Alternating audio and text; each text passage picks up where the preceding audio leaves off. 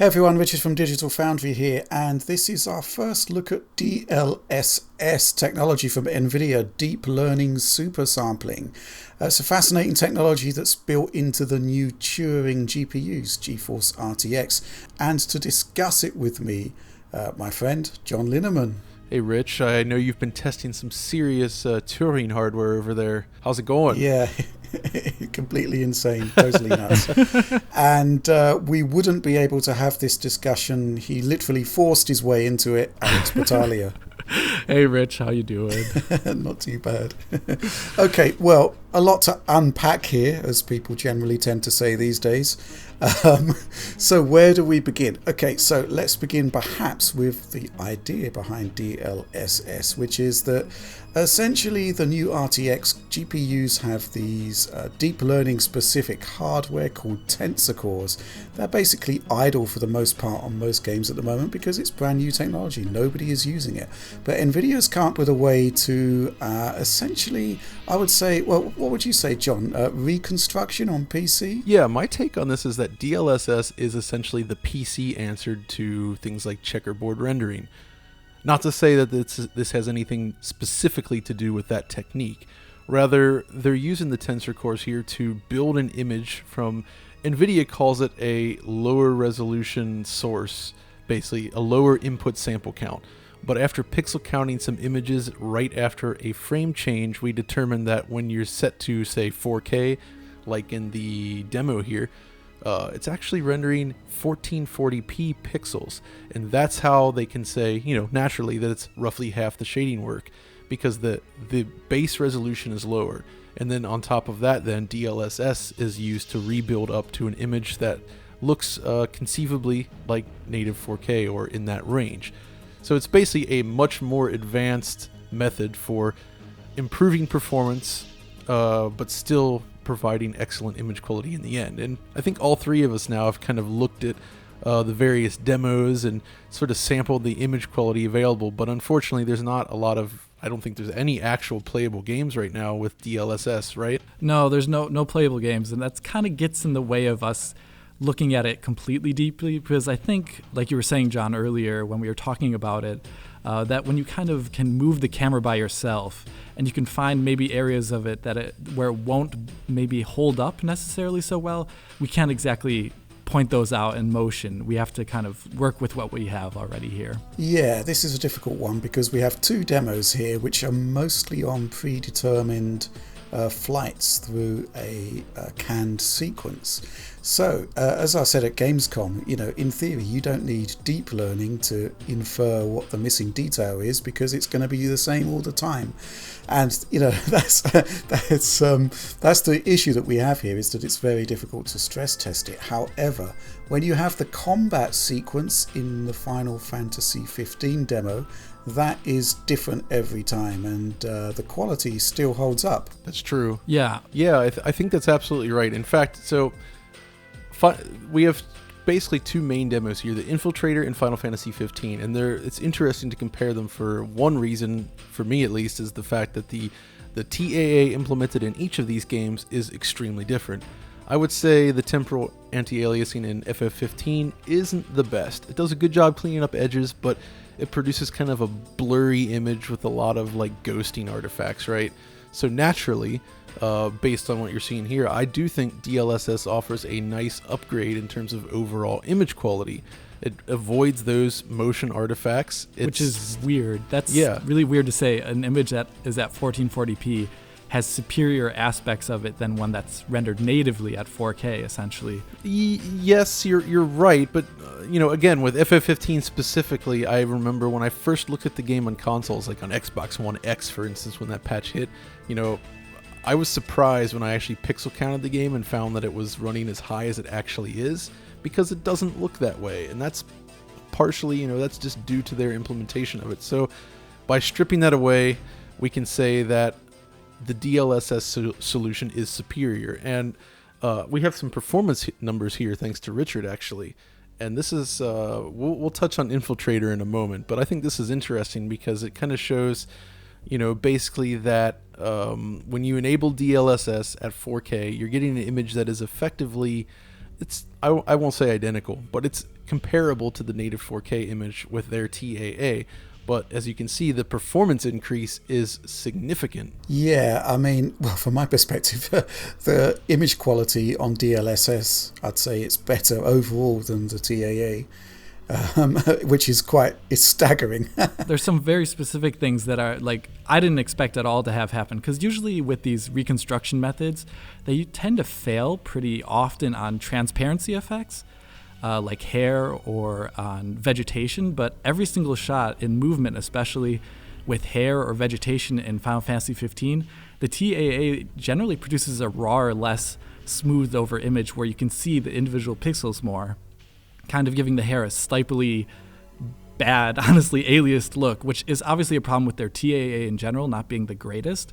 But the fact that you see kind of better looking transparency in a lot of ways on a DLSS image, I didn't expect that at all. And there's a couple of other cool things that you can see, like when Nox is casting the line from his fishing rod, that it doesn't have any of those ghosted patterns from previous frames in them in the DLSS image, presumably because it's not reprojecting previous frames into the current one, but just kind of inferring. Same with the windshield stuff. Yeah, the windshield stuff. When you look through the car. Yeah, like you can see tons of ghosting in the windshield in Final Fantasy 15 with the TAA on, but not at all with DLSS, and it still holds up. You know? Yeah, I think going back to the performance side of things, yes, you're getting that image quality boost, but I'm fairly sure that the RTX 2080 with DLSS is outperforming the 2080 Ti without it. Is that right, John? Yeah, I'm actually looking at it right here, and it's true. The 2080, the regular 2080 does perform better than the Ti when using DLSS, because again, we know that Final Fantasy 15 is a very heavy game. Running at native 4K is a huge drain on resources, and it's not like it actually gets us to 60 FPS here or anything, but it is faster. And so what is interesting to me then is that the 2080 and the 1080 Ti are very comparable if you're just running the TAA in this specific game, but enabling DLSS gives you a significant performance boost. So I feel like this is the kind of thing where we really need developers to implement that. And based on what we've seen so there's Infiltrator, but we've also heard that there's some other games set to receive DLSS that are all using Unreal Engine 4, right? Yeah, there's a bunch of UE4 titles, like Storm Divers, for example, just off the top of my head. But I believe that there's actually confirmation of 28 titles now. 28? Okay. Yeah, it keeps growing, essentially. They keep announcing more and more over time, yeah. And Tomb Raider, Shadow of the Tomb Raider is using it, and I find that really exciting because the 2080 Ti is just a hair short of running the benchmark at 4K 60 on highest setting. So, that's pretty good performance straight away. Now, in theory, the RTX 2080, if it can actually with DLSS, if it can actually outperform the 2080 Ti, as we're seeing in Final Fantasy 15, in theory, we could be looking at locked 4K 60 higher settings, not on the top tier cards. It's kind of a bit of a game changer here. Obviously, there's a lot of inferring going on here, which is that's how they say they upscale the image, isn't it? But it's a lot of inference going on. Oh god. I guess that's the interesting thing, though, is I'd be curious to see how PC gamers react to this idea, because in the past, while we've been proponents of the checkerboard style rendering and that type of solution, as it's a great way to better utilize GPU resources to end up with a really nice image. But naturally, I think a lot of PC gamers are a little bit averse to that idea that the core resolution is somehow not what they think it is. You know what I mean? I think the whole resolution thing is a tricky one, because as you can see, the TAA in Final Fantasy 15 is blurring that image significantly and impacting image quality to the point where DLSS can actually provide an overall better picture. And secondly, there's so much going on in the typical composition of a frame buffer. I mean, there's plenty of sub-native render targets in there straight away. And so, just a slight tweak to FXAA can give you a noticeably worse image, but it can still be native 4K. Absolutely. So you see, there's a lot of we're in a huge gray area with 4K, I think. It's also just so expensive in general. You can see posts from developers online saying 4K native is not necessarily always worth it. And I think there's some truth to that, given just the immense GPU cost that it has. And I really hope that people there's a negative stigma about it on PC. And I think, though, that the quality here that we'll see in the end when it comes out will maybe convince more, because unlike checkerboarding, where when the image reconstruction doesn't work here, it just kind of reveals its native resolution more. It doesn't have the problem where you can see like the checkerboard pattern in objects that move or in transparencies or things like that. It's a different way of doing it, I think, and one that is not as intrusive if you don't want to see artifacting in your image. Yeah, I actually think that's a fantastic point. And, if you can reveal the flaws by doing a frame cut, where the frame changes to a completely different scene, it sort of reveals the raw image, and that's how we were able to determine that it's 1440p from these demos. You do the same thing with a checkerboard style solution, and well, the artifacts tend not to be very nice for the eyes. And it's the same kind of thing you see when there's a lot of motion happening on screen. Those checkerboard solutions can often kind of break apart a little bit, and that would be extremely distracting on a PC monitor from close proximity with a high frame rate.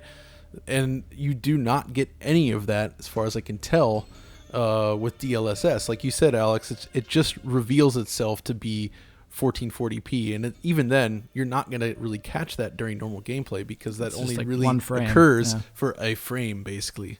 Which makes you wonder what it's doing exactly, because it isn't reprojecting previous frames into the current one that we know of at all. Exactly. So it makes me really wonder what is going on. Maybe it uses previous frames as like a context to generate the higher quality information. I'm not exactly sure why, but it's cool to see. Yeah, I mean, to talk about how it actually apparently works, there's, they basically have their huge supercomputer, what's it called again? Saturn V. Yes, I think it is, yeah. I prefer to call it the omnipotent negascope. But but basically what it does is it looks at game footage and basically decides the best way to infer, there's that word again, the extra information required, and basically the samples they're using are 64 times super sampled. Yeah, jittered too, so it's even better. It's insane. Really good. I'm not sure we're getting anything like that quality at the end result, in Final Fantasy 15 and Infiltrator. I mean, there are still little telltale signs that show that it isn't quite right, but it is phenomenally impressive based on what I've seen so far. And as you say, it's basically sidestepping all of those mini gripes that we have with checkerboarding, well, most of them anyway, and the presentation looks good. And it makes you also wonder what the next iteration of it will look like, because there's the reconstruction-based version, and then there's one that's a direct replacement for anti-aliasing at the native resolution that you choose, essentially replacing a 4K TAA. And that would be also basically making a native image look more like a 64 times super sampled one. So I'm curious to see how much better that looks than TAA implementations in games. That's called DLSS 2X, I believe, or DLSS 2. Yeah, that's 2X. Yeah, I'm fascinated to see that. We haven't seen nothing about it so far. The emphasis has been entirely on performance so far. And I can kind of see why, because RTX 2080, it's like $100 more than GTX 1080 Ti. And in terms of game performance, the 2080 has some wins over the 1080 Ti. Mostly, though, performance is identical. But if we've got like 28 titles coming and more presumably to follow that do actually allow the 2080 to perform 30-40% better than the 1080 Ti, then that actually makes the purchasing decision between the two kind of challenging. Yeah, I think as I mentioned yesterday, this feels to me like a rather forward-looking GPU, in the sense that you're not going to be able to take advantage of everything it's capable of on day one. This is going to take time to build up, and that does make purchase an interesting question there. I think it's maybe better than this, but I kind of compared it to the GeForce 3 launch. So, which, again, that was the card that introduced the world to programmable pixel shaders, I believe, at least on the Nvidia side.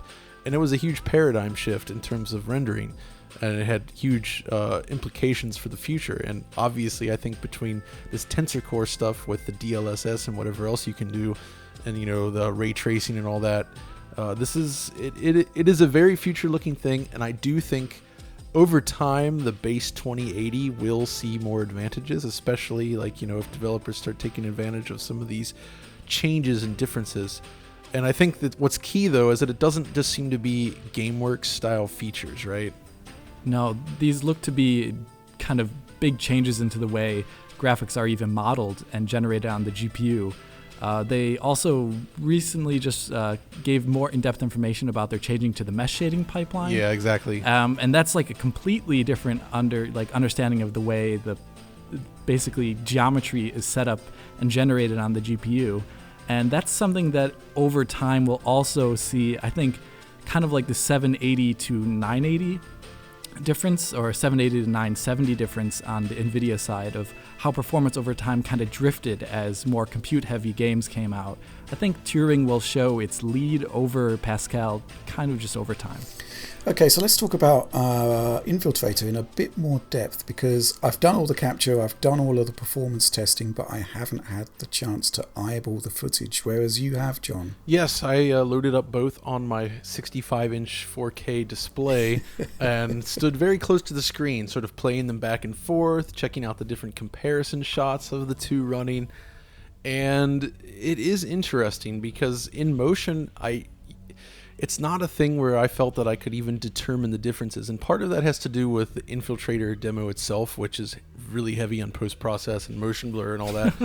But in most scenes, it looks visually identical in terms of image quality, though obviously DLSS offers improved performance, which is the key here. Yeah. But I did notice in a couple freeze frame shots, like of the city here, if you pause it during that frame change again, you can certainly spot that there is less pixel detail in the DLSS image than in the normal 4K image. And even in motion a little bit, if you start to move ahead a few frames, there is a little bit of a noticeable difference. But it's also, they managed to eliminate some of the normal TAA artifacts as well. So it's kind of, I think I would use DLSS in a case like this for sure, because it does give you significantly better performance and on a 4K display from even a close proximity, a large one, the difference is negligible while you're actually viewing it in motion. Yeah, the other thing I kind of liked about the Infiltrator demo was that there are tiny little blemishes on the DLSS side. And because it is pre-rendered, because it is exactly the same every time you run it, they could easily fake their way around it and make it look flawless, and it doesn't, and it kind of looks more authentic. I do have the performance numbers here for this one, so let's talk about this quickly. The 2080, not the Ti, 11% faster than the 1080 Ti, but that's TAA versus TAA. If you factor in DLSS, the 2080 is 58% faster than the 1080 Ti. And this is just the 2080, not the Ti? That's correct. Yeah. Wow. So the 2080 Ti is 38% faster than the 1080 Ti, which is nice. But if you factor in DLSS, it is 92% faster. Wow. Which is, you can see on the frame graph, just that plummet that you don't get on the 2080 that's actually something Ti. else we need to talk about, which is when the Infiltrator demo kicks in with depth of field, frame rate tanks. It drops like a balloon. I mean, I'm sure you're looking at the graphs now, but even the mighty 2080 Ti, when you get those close-ups with the depth of field, frame rate drops significantly. And I don't know what you think, but I'm pretty sure this is a bandwidth-bound situation. And obviously, if your base resolution is 1440p and not 4K, then that must be a massive easing up on bandwidth there. It's kind of funny because that's also the frame rate dropping in a scene where you can't even see why it's dropping because it's just going to be blurry stuff anyways. So in that kind of case where DLSS is great for keeping it probably a more steady frame rate in the end, because it won't hit those, those bottlenecks or those cliffs of performance where all from one scene or from one frame to the next, you're going to see something like a 50 to 60% frame rate drop, because it's already just not as stressed in general, the GPU. I think that's where it shows its power over it all, because there's no reason to give up all this performance in a scene where you can't see anything anyway. I mean, there is this kind of general sort of 35 to 40% performance increase with DLSS. But when you are bandwidth bound, like in those scenarios there, then that turns into like something like, 3 times faster. So, I mean, this is a frustration of mine when doing benchmarking of 4K is that, not a lot of benchmarks are actually bandwidth bound, but you can encounter those scenarios in game, and it's incredibly jarring on the experience because frame rate can tank so hard. So if this also helps to alleviate those issues, then it could have an even greater impact on in-the-moment performance than we can kind of appreciate just from the bar charts. Yeah, which in the end is what you're experiencing as a player. You're not running through a benchmark looking for your averages. You're looking for how stable is it in the moment, and that's a great advantage. So yeah, another, I think, big reason for the existence of something like DLSS, to me at least, that seems obvious is the addition of the RT core. So obviously, as we've seen, ray tracing has a significant impact on performance, and there's been a lot of talk of games running at 1080p pixel counts, and metros targeting 1080p 60 and the like. And I kind of feel like DLSS is, as they say, the secret sauce to sidestep that problem, because it could effectively produce a much sharper image that's much more pleasing to PC gamers. Because I think going back to 1080p for some might be a little rough, and I can certainly understand that and agree. But DLSS, we need to see this in action, but it could actually help out there significantly, I think. Yeah, well, if we talk about the Star Wars Reflection demo, this is actually rendering at 1440p DLSS on a RTX 2080, and the performance is actually faster than 4 Volta Teslas running the same thing at 1080p. So you can kind of get an idea here of the performance of a ray-traced game using DLSS. We are actually able to do this at 1440p, and even at 4K. If you look at the 4K metrics here, the 2080 Ti it's kind of lurking in the late 20s there, but it's above that 24 FPS threshold that was the original benchmark on the Volta Tesla cards, 4 of them. And this is what DLSS is plus the hardware accelerated RT is able to do here. So I think this is a pretty good proof of concept of how DLSS can work with ray tracing and bring back a bit of that extra resolution. And quick plug here, the 2160p DLSS presentation here is available as a download on digitalfoundry.net for our Patreon supporters. Hurrah! Yes, absolutely. Give it a look. Okay, and I think that's a pretty good description of the situation right now. I mean, from my view, there's still questions here. We need to see it in actual real-time games, but I think there's a lot of potential, and I think this could end up being a key element in defining this generation of cards from Nvidia. But we'll have to wait and see until we get our hands on some supported games. But for now, thanks for joining me, guys. Yeah, thanks, John. And if you did enjoy this talk, be sure to like, subscribe, ring the notification bell for more Digital Foundry, and of course follow all 3 of us over on Twitter.